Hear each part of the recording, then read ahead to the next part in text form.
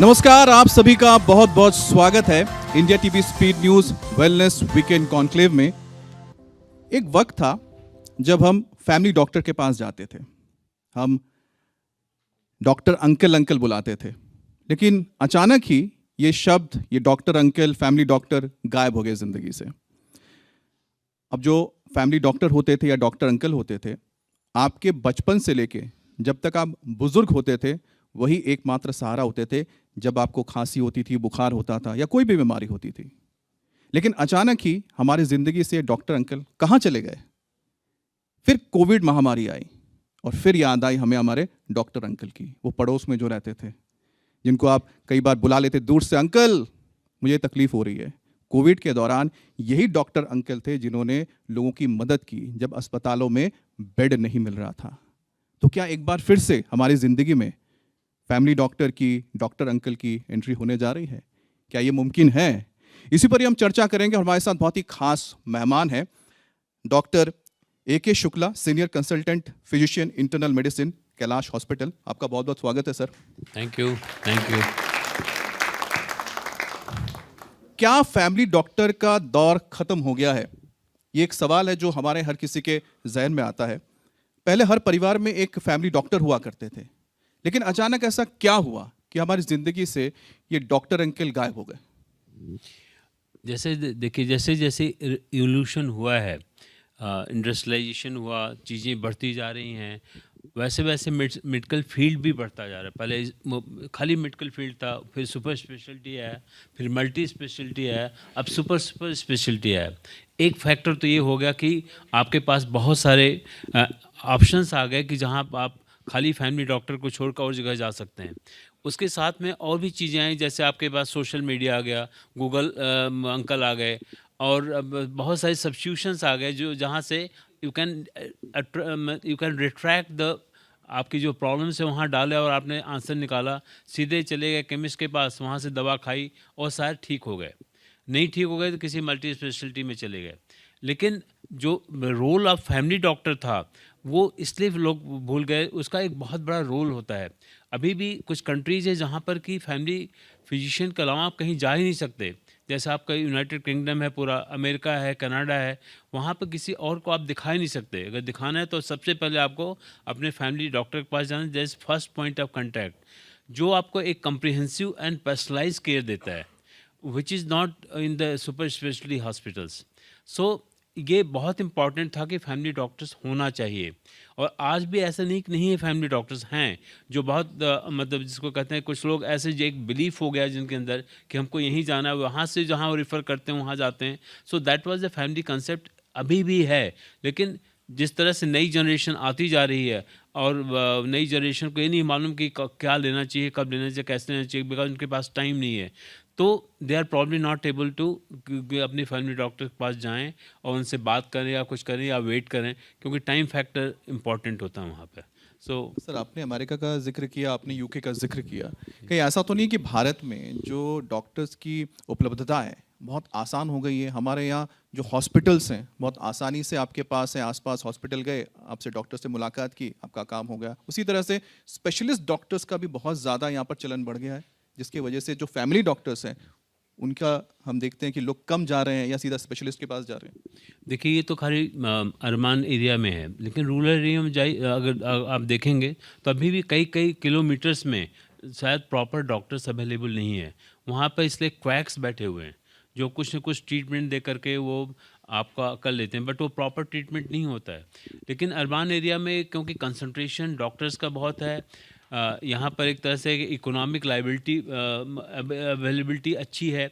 लोग, आप अगर सोचेंगे कि आपको जाना है वहाँ तो आप चले जाएं, पड़ोस में हैं। सो वो एक फैक्टर है जिसकी वजह से, मतलब आप सही बोल रहे हैं कि हमारे कंट्री में बेटर है। UK इन सब जगहों पर यह है कि अगर आपका एक अपॉइंटमेंट चाहिए तो कई महीनों का वेट करना पड़ता है, और जब तक आपका फैमिली डॉक्टर वहाँ रिफ़र नहीं करेगा आप ऐसे सीधे जा भी नहीं सकते वहाँ पर। सो ये इस कंट्रीज़ से अगर देखा जाए तो हमारे यहाँ हम लोग उनसे बहुत लाख बेटर हैं, क्योंकि हम एक प्रॉपर ट्रीटमेंट दे सकते हैं। और ये चीज़ हमने देख लिया ड्यूरिंग कोविड। कोविड में जो जितने लोगों की जानें हमारे यहाँ बचाई गई, जितना हम लोगों ने किया है, आप अमेरिका देखिए, जबकि इतना इंडस्ट्रियलाइज था, सब कुछ था उनके पास, बट भी सबसे अधिक वहाँ डेथ रेट्स हुए। यूके में ऐसे हुआ, इटली में ऐसे हुआ। बाकी अगर कंट्रीज़ का देखें तो उस कंपैरिजन में हम लोगों ने बहुत अच्छा परफॉर्मेंस किया। ये भी नहीं हुआ कि भाई अगर कोई बीमार है, कोविड है, तो उनको नहीं देखना है। जितना अकोमोडेशन हो सकता, जितना मैक्सिमम काम कर सकते थे, हमारे डॉक्टर्स ने, हमारे पैरामेडिकल्स ने, सबने बहुत अच्छा काम किया और रिजल्ट वाज वेरी गुड। मतलब जितना हम एक्सपेक्ट करते हैं उससे कहीं बहुत अच्छा हम लोग का रिजल्ट मिला था। सर रिजल्ट तो बहुत अच्छे आए थे, और कितना खतरनाक हम कह सकते हैं दौर था जो हाँ। गुजर गया। हाँ। और मुझे लगता है कि जो डॉक्टर फ्रेटर्निटी है और जो हेल्थ वर्कर्स हैं, उनको तो बहुत बहुत इसके लिए हम बधाई देना चाहते हैं कि उन्होंने लाखों करोड़ों लोगों की ज़िंदगी बचाई है, अपनी ज़िंदगी खतरे में डाल के।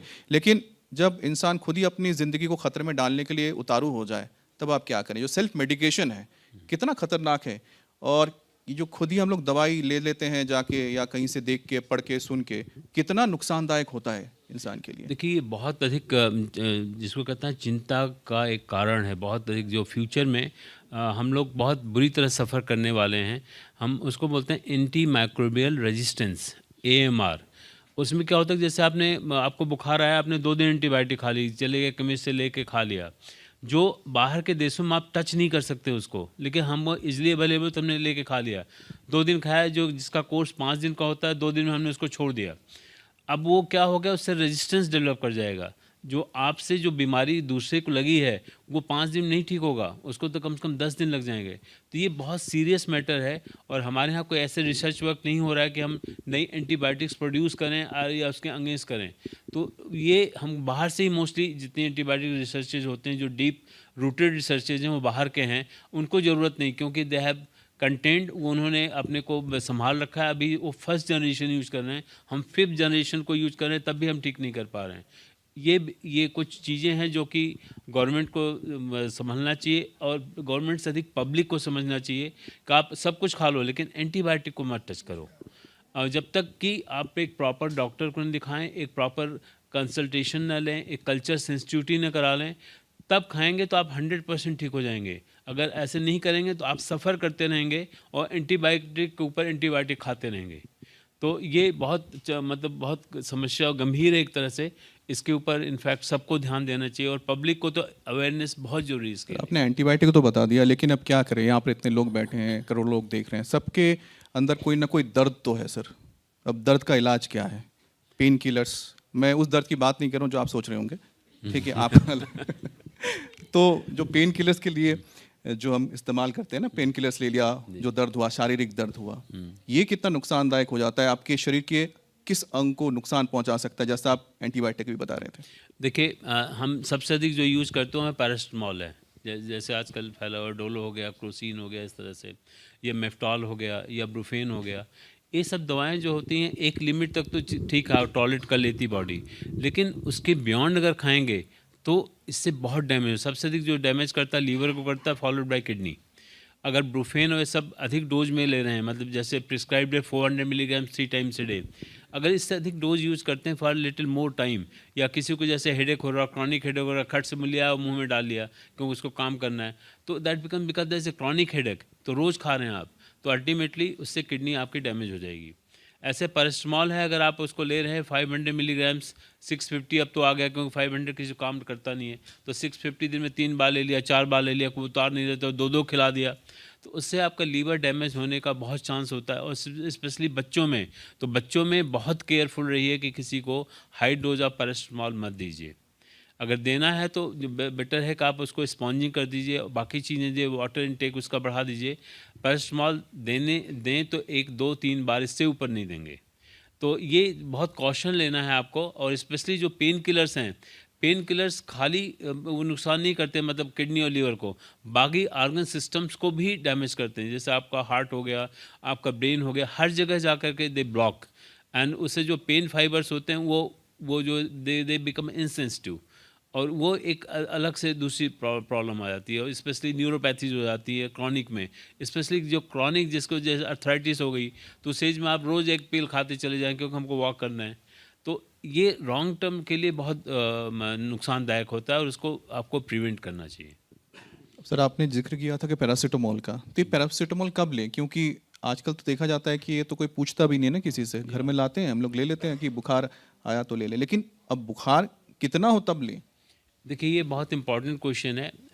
जो बुखार आता है अगर 100 डिग्री से ऊपर है तो आप पैरासिटामॉल लीजिए, अगर उसके नीचे है तो बिल्कुल टच मत करिए, क्योंकि आपकी बॉडी इम्यूनिटी जो होती है, फीवर जो है आपको बचाता है, आपको किल नहीं कर रहा है। वो बॉडी में जो बैक्टीरियाज उनको मारने के लिए बॉडी उसको फीवर को बढ़ाती है। तो अगर फीवर बढ़ रहा है तो इसका मतलब बॉडी एक्टिव फॉर यू, और वो इम्यूनिटी तब डेवलप होती है जब आपका फीवर 101 के आसपास रहता है। वो वहाँ तक है, अगर आपको तकलीफ नहीं तो कुछ मत दीजिए आप। अगर उसके बियॉन्ड जाता है तो फिर आप ज़रूर ले लीजिए, और उसके नीचे है तो टच करने की कोई ज़रूरत ही नहीं। 2 दिन तक रहता है, तीसरे दिन अपने बुखार जो है ख़त्म हो जाए, क्योंकि आपकी बॉडी इम्यूनिटी उस बैक्टीरिया, उस माइक्रोब को किल कर देती है। तो ये बहुत ध्यान देने वाली बात है। और जब अगर आप पैरासिटामॉल या इस तरह की चीज़ें लें तो पानी का इंटेक बहुत अच्छा होना चाहिए, जिससे इसका लीवर और किडनी पर कोई साइड इफ़ेक्ट ना हो।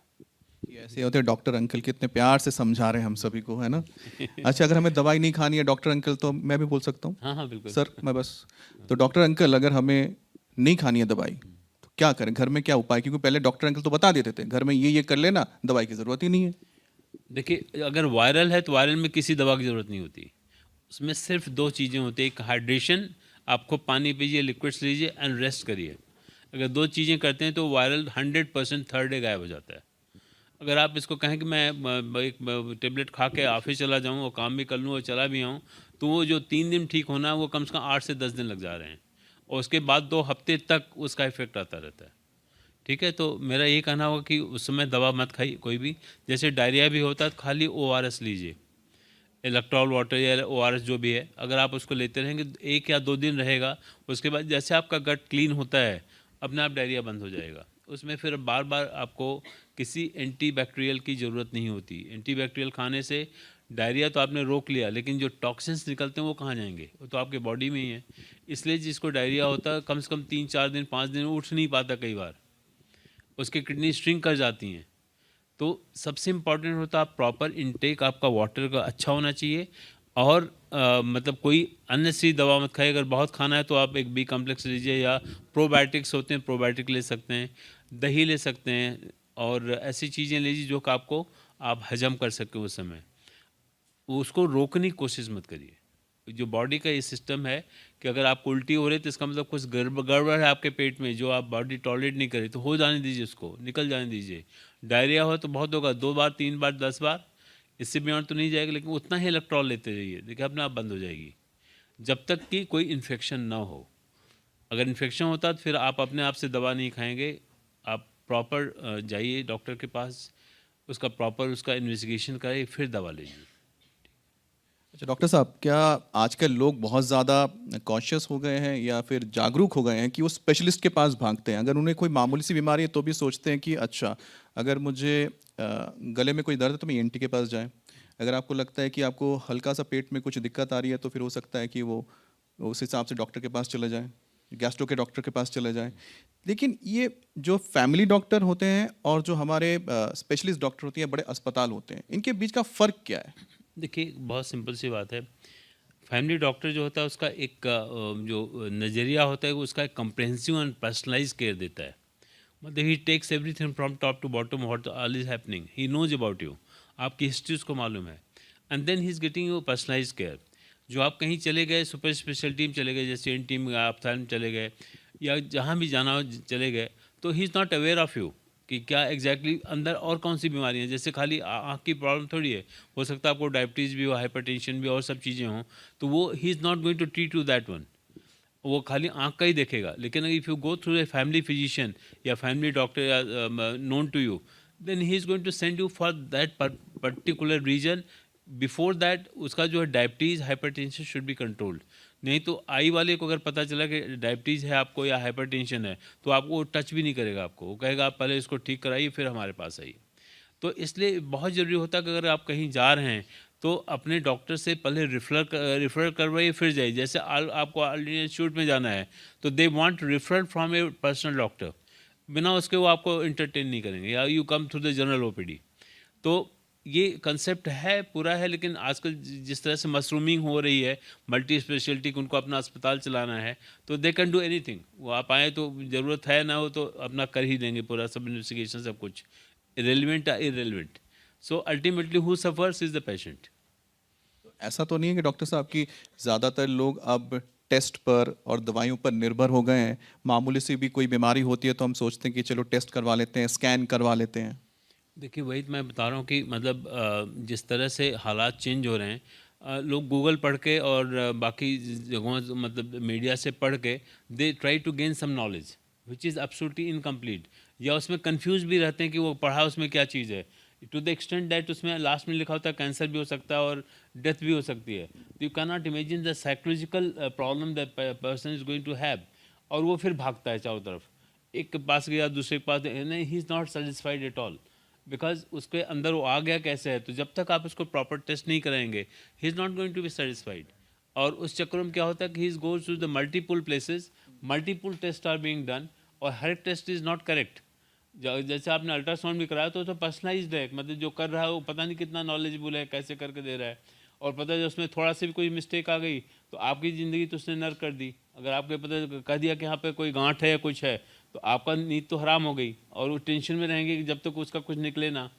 तो अगर वो कोई दूसरा कह दिया कि आप मत जाइए, यहीं रुक जाइए, तो वो नहीं रुकेगा, वो तो कहीं ना कहीं जाएगा ही अपनी सोल्यूशन के लिए।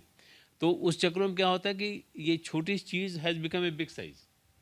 तो ये हम टेस्ट ही कितनी बार करवाएं बताइए, क्योंकि देखिए जो कोई इसका टेस्ट कोई एक होता है रूटीन होता है। हाँ आजकल बिल्कुल सही सवाल पूछा आपने कि भाई आप कहीं भी लैब में चले जाइए कि आप मेरा जो है हेल्थ प्रिवेंटिव हेल्थ चेकअप कर लीजिए, तो उसने निकाला ब्लड सैंपल और डाल दिया उठा के, विदाउट कि उसकी लैब जो है वो प्रॉपरली कैलिब्रेटेड है या नहीं है, प्रॉपर रिजल्ट देती है कि नहीं देती। क्योंकि आजकल सब चाइनीज़ मेड इक्विपमेंट्स लगे हुए हैं, उन्होंने रिपोर्ट निकाला आपको पकड़ा दिया, but you are not aware कि हाउ ऑथेंटिक दे आर। और दूसरी बात, जैसे इन्होंने पूछा कि भाई कब टेस्ट कराना चाहिए, तो एक बार प्रीलिमिनरी टेस्ट तो भाई एज ऑफ 30-35 जरूर करा लेना चाहिए कि भाई आप कोई बीमारी से सफ़र तो नहीं कर रहे हैं। अच्छा 35 एंड 40 के बीच में again second after 5 years you should again get it checked up everything, because आजकल जो diabetes, hypertension, lot of this cancer diseases they are coming up, तो उसमें 40 के आसपास जरूर कराना चाहिए for ladies and for gents. And after 45 years every 2 years you should get it done up to 50 years, and after that I think every year you should get it done, especially for heart checkup, for diabetes, for hypertension, especially gynae checkups, because you are getting a lot of cases of cancer nowadays with the uterine। ये उसके बाद तो regular follow up होना ही होना चाहिए। और बच्चों को लेके बच्चों में देखिए जब तक कि कोई प्रॉब्लम ना हो ऐसे कोई ज़रूरत नहीं होती, बिकॉज वो अप टू 2-3 years तक उनकी पूरी चेकअप हो जाता है इनिशियल जो होता है, और उसके बाद जो है जब तक कोई ज़रूरत ना है वन शुड नॉट गो, बिल्कुल नहीं जाना चाहिए। अच्छा बिल्कुल ही ना जाए। हाँ नहीं, क्योंकि वो जाने के बाद वो बच्चे कोऑपरेट नहीं करते और कुछ न कुछ मिसअंडरस्टैंडिंग होके और वो फिर वो उल्टी सीधी दवाएं शुरू हो जाती हैं, और फिर बच्चे तो फिर जिसको कहते हैं कि they become sick without any sickness. आपने तो अच्छी बात बताई कि कितना टेस्ट करना चाहिए, कब कब करना चाहिए, उम्र के हिसाब से करना चाहिए। अच्छा ये भी बता दीजिए कि क्योंकि आप तो डॉक्टर अंकल हैं, तो डॉक्टर अंकल क्या सलाह देंगे कि बोलना तो नहीं चाहिए, आप भी डॉक्टर हैं, कि डॉक्टर के पास जाने की ज़रूरत ही ना पड़े, घर में क्या करें, योग करें, ऑल्टरनेट मेडिसिन लें, क्या करें? देखिए हम लोग एक होता है अगर हम अपनी पद्धति फॉलो करते हैं उसको हम बोलते हैं सर्केडियन रिदम। सर्केडियन रिदम में होती है कि हम सूर्य के साथ उठें और सूर्य अस्त के बाद हम अपने को बिस्तर पर ले आएँ या हम अपने को खाना वाना खा के लेट जाएं। जो हमारे यहाँ एनिमल किंगडम फॉलो करता है पूरा पूरा, उसमें दो टाइप के होते हैं, एक तो जो डे फॉलोअर्स होते हैं, एक नाइट फॉलोअर्स होते हैं। जो डे फॉलोअर्स होते हैं उनकी longitudinal life is very good, they don't suffer with much of disease. लेकिन जो नाइट फॉलोअर्स होते हैं वो जो रात को जगते हैं उनकी लाइफ स्पैन एक तो कम हो जाता है and they suffer with multiple disease. तो हमारे यहाँ भी यही चीज़ है कि अगर हम सुबह में उठ के 5 बजे उठ के अपना जो क्रिया कर लें, थोड़ा योगा कर लें, थोड़ा वॉक कर लें, समय से अगर अपने खाना खाते हैं स्मॉल अमाउंट्स, और उसमें यह है कि ब्रेकफास्ट अच्छा करें, लंच थोड़ा करें, रात को डिनर बहुत थोड़ा करें। अगर ऐसे करते हैं और प्रॉपरली फॉलोअप करते हैं सब चीज़ों को, तो बीमारी बहुत दूर दूर तक आपके पास नहीं आएगी। अगर आप ऐसे नहीं करते हैं, अगर आप अपने तरह से सर्कैडियन रिदम को जो है तोड़ते हैं, नेचर से अलग जाते हैं, तो बीमारी आपका पीछा 100% करेगी। और नेचर का रूल है कि जो इस तरह से नहीं करते, मतलब जो फॉलो नहीं करते नेचर को, वो नेचर उसको अपने आप से एलिमिनेट कर देती है किसी न किसी कारण से। वो अब पूरी ज़िंदगी कभी नहीं जीते वो। योग और आयुर्वेद का जिक्र आप कर रहे हैं यहाँ पर एक तरह से। देखिए, Ayurveda and yoga is very good. Yoga क्या एक्सरसाइज है, is your going to rejuvenate you, तो इसमें तो बहुत अच्छी चीज़ है, मतलब एवरीबडी शुड डू इट। और जैसे जैसे आपकी एज बढ़ती जाती है, अगर आप करते हैं तो स्पेसिफिक फॉर लंग एक्सरसाइजेज, बाकी जॉइंट्स के एक्सरसाइजेज, ये तो something very good, one should do it. अगर वॉक के लिए आपके पास टाइम नहीं तो आप योगा कर लें, तो that's again very good thing. हमारा ये आयुर्वेदा जो है बहुत अच्छा था। प्रॉब्लम ये हुई कि उसमें कभी कोई प्रोग्रेस नहीं की गई और कोई रिसर्च नहीं हुए। जैसे एलोपैथी में है कि वो throughout the world they are doing the research work and coming out with something कि भाई ये अच्छी चीज़ है, ये ख़राब है, इसके इफ़ेक्ट है, साइड इफ़ेक्ट्स हैं, जो कि हम योगा होम्योपैथी सबों में नहीं कर पाए। जैसे जर्मनी में होम्योपैथी आई तो उस सर्टेन लेवल के बाद उसको अमेंडमेंट हो गया, क्योंकि they all follow the allopathy, because कोई एक आदमी किसी चीज़ को नहीं कर सकता, जब सब मिल के करते हैं तो they come out with good results.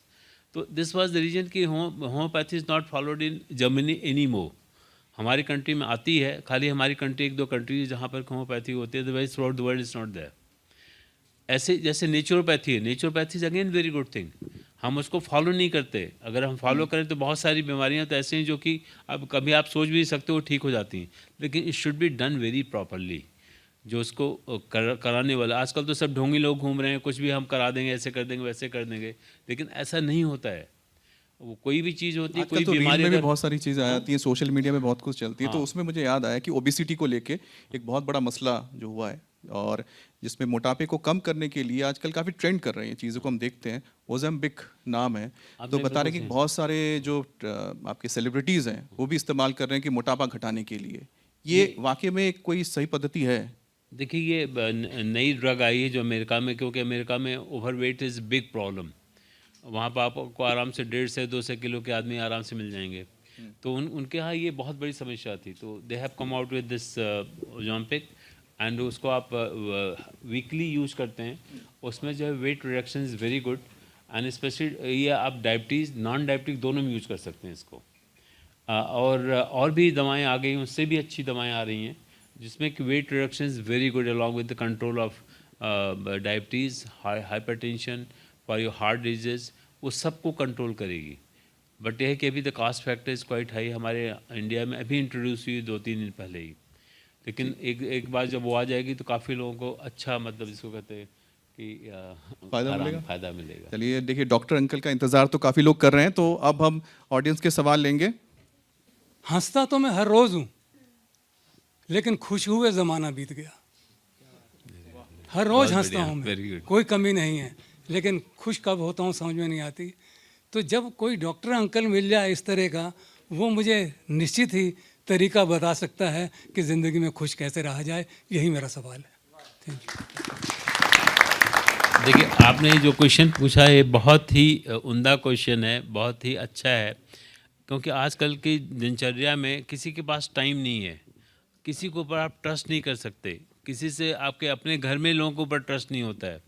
तो उसके लिए अच्छे दोस्त का मिलना बहुत ज़रूरी है। अगर आप चाहते हैं कि आप खुश रहें, तो आपके ऐसे कुछ दोस्त होने चाहिए, कोई ज़रूरी नहीं कि आपके रिश्तेदार हों, आपके नोन टू हो या आपके ऑफिस में हो, कहीं से भी आप दोस्ती कर सकते हैं। ये भी नहीं कि मेल फीमेल में कोई डिफरेंस हो, जो भी मिले आपके, जो आपको खुशी दे सके या उससे आप अपने को शेयर कर सकें। शेयरिंग ऑफ योर थिंग्स, जो आपके दिन भर में जो हुआ, अगर आप शेयर कर लेते हैं तो अंदर से आपको खुशी मिलती है, आप अंदर से अपने को अच्छा फील करेंगे। और ये बहुत ज़रूरी है, मतलब जिसको कहते हैं कि इसलिए लोगों ने अपने अपने ग्रुप्स बना रखे हैं, वहाँ जाकर आप बातें करिए। शाम को 6 बजे के बाद आप ज़रूर बैठकर अपनी बातें करिए किसी के साथ, जो आप शेयर कर सकें। कुछ चीज़ें ऐसी जो नहीं कर सकते, लेकिन ऐसे आप दोस्त बनाइए जो आपको ना हार्म करें ना आप उसको हार्म करें, but you can convey your message to them. अगर आप ऐसे करेंगे तो आपके लिए, मतलब that gives you lot of happiness. चलिए, बहुत बढ़िया आपने बात बोली। अब अगला सवाल लेते हैं। सर, जैसे कि आपने बताया कि हम एक छोटी सी भी दवाई लेते हैं उससे कुछ ना कुछ साइड इफेक्ट होते हैं हमारी बॉडी पे। तो मैं एग्जांपल के लिए बता रहा हूँ, मैंने जैसे अस्थमा के पेशेंट देखे 3-3, 4-4 साल से वो ब्रोंकोडायलेटर, ब्यूडोकोड, साल्बुटामोल वगैरह दवाई लेते हैं, वो इसको लेते हैं तभी इनको रिलीफ मिलता है। तो लंबे समय तक इन दवाइयों को लेने के कोई नुकसान है, और अगर है तो कोई इनका ऑल्टरनेटिव मेथड है इनसे? देखो ये बहुत इंपॉर्टेंट क्वेश्चन। जितनी भी क्रॉनिक डिजीज़ हैं उसमें रिसर्च वर्क्स चलते रहते हैं। जैसे आपने स्टेरॉयड लिया या आपने जो दवाएं खाई जो लिए, तो जो स्टेरॉयड होता है, जो ओरल इनहेल्ड स्टेरॉयड्स होते हैं, जैसे आपने शरीर के ऊपर अपने तेल लगा लिया या कोई ऑइंटमेंट लगा लिया, तो उससे कोई साइड इफेक्ट नहीं होता। वो तो दैट इन माइक्रो लेवल्स, वो बॉडी में एब्जॉर्ब नहीं होता। जो बॉडी में एब्जॉर्ब नहीं होता है उसके साइड इफ़ेक्ट्स ना के बराबर होते हैं, और होते भी हैं तो they are very long duration, like 40 साल 50 साल के बाद थोड़ा बहुत हो। लेकिन आप रोज़ तो नहीं खाते ना उन दवाओं को, खाते हैं जैसे एग्जबरेशन हुआ तो खा लिया, नहीं एग्जबरेशन तो उसको छोड़ दिया आपने, डोज कम कर दी, and then you follow your own trend of healthy system, जिससे आपको ना हो। अगर जा रहे हैं, अगर मान लिया जैसे निकल रहे हैं, तो आप अब N95 मास्क लगा लीजिए, तो जिससे आपको अटैक ना पड़े। और ये सीजनल भी होता है, सीजनल अगर हो रहा है तो सीजन में प्रिवेंटिव ड्रग्स हैं which can be given, specially vaccines. अगर आप वैक्सीन लगा लेते हैं, जैसे वो आजकल इन्फ्लुएंजा वैक्सीन्स आई हैं, बहुत अच्छी आई हैं, अगर आप साल में एक बार लगा लेते हैं तो एटलीस्ट अटैक्स नहीं पड़ेंगे फिर बहुत माइल्ड होंगे, कुछ समय के लिए होगा, फिर ख़त्म हो जाएगा। चलिए, कितना बढ़िया उन्होंने डॉक्टर साहब ने आपको एक रास्ता बताया कि दवाई लगा लीजिए और वैक्सीन लगाइए, यहाँ तक कि अस्थमा से भी आपको छुटकारा मिल सकता है। मिल सकता है। अगला सवाल। बच्चों में तो बहुत इंपॉर्टेंट है कि ज़रूर लगवाना चाहिए। सर माय क्वेश्चन इज़ कि जैसे आपने बात करा AMR की और फैमिली डॉक्टर्स की भी बात करी as doctor uncle, so first of all आप अभी इंडिया में इतना ज़्यादा पॉपुलेशन है, तो आप इतना पेशेंट लोड कैसे हैंडल करते हो, giving personalise care to everyone as a family doctor में आपने बोला कि पर्सनलाइज केयर देना होता है, तो इतने सारे लोगों को आप पर्सनलाइज केयर कैसे दे सकते हैं, और उसमें आप सबका ड्रग रेजिमेंट सब फॉलो करें, ये कैसे आप इंश्योर कर सकते हैं? देखो वो तभी हो सकता है जब आप मेरे पास रेगुलरली आएंगे, तब वो पता चलता है कि हमने नेक्स्ट वो, इसलिए प्रिस्क्रिप्शन आपको दे दिया जाता है कि प्रिस्क्रिप्शन रखो, and then you go through the prescription. आजकल एवरीथिंग इज़ नाउ कंप्यूटराइज्ड। जैसे आप बैठते हैं, पूरी हिस्ट्री आपके उस कंप्यूटर में आ जाती है, व्हाट आपने क्या लिया, कितना लिया, कितने दिन लिया। ये आपके ऊपर होता है कि आपने पूरा कोर्स किया कि नहीं किया, ठीक है ना। जो रेजिस्टेंस डेवलप होता है तब होता है जब आपने पूरा कोर्स नहीं किया हो। जैसे 5 दिन किया तो आपने 3 दिन ले करके छोड़ दिया क्योंकि आपको आराम आ गया, तो वो उसी से पता चलता है कि आपने पीछे कितने ये लॉग बुक मेंटेन होती है आजकल कि कितनी एंटीबायोटिक्स आपको कब कब दी गई है, तो that comes in the computer in log form. जैसे हम लोग ICU में भी यूज़ करते हैं तो हम पूरा लॉग बुक होती है हमारे पास कि हम कितनी एंटीबायोटिक दे रहे हैं, कितना डोज दिया, कब दिया, कितने दिन के लिए दिया, कौन से एंटीबैक्टीरियल कल्चर सेंसिटिविटी में आया, हमको नेक्स्ट कौन सा देना है, तो एवरीथिंग इज़ मेंटेन्ड। तो that's how, because you are coming regularly to me, we know that. लेकिन अगर आप हर जगह जाएंगे तो वहाँ फिर ये नहीं पता कि आपने क्या खाया, कितना खाया, कैसे खाया, so it's not that easy. यही फ़र्क है फैमिली डॉक्टर अंकल में और दूसरे आम डॉक्टर्स में। और भगवान बुद्ध ने कहा था कि स्वास्थ्य ही आपके जीवन का सबसे बड़ा उपहार है, इसलिए बेवजह दवाइयाँ मत लीजिए, संतुलित इलाज करवाएं।